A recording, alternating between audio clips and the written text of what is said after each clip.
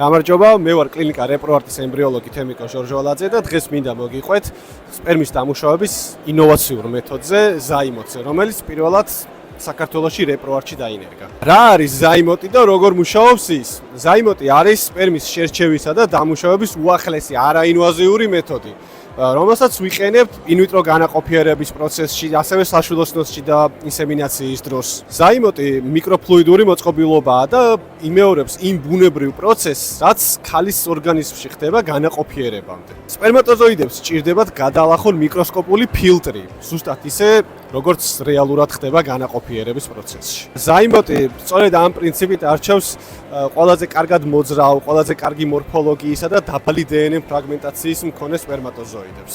ზაიმოტის ძირითადი უპირატესობა ის არის, რომ მისი დახმარებით ჩვენ შეგვიძლია შევარჩიოთ ისეთი ხარისხის სპერმა, რომელიც ზრდის როგორც განაყოფიერების, ისე ემბრიონის განვითარების შესაძლებლობას. რეპროარტში წარმატებით ვიყენებთ ზაიმოტს უნაყოფობის მკურნალობისას, როგორც ინვიტრო განაყოფიერების, ასევე საშვილოსნოსში და ინსემინაციების დროს.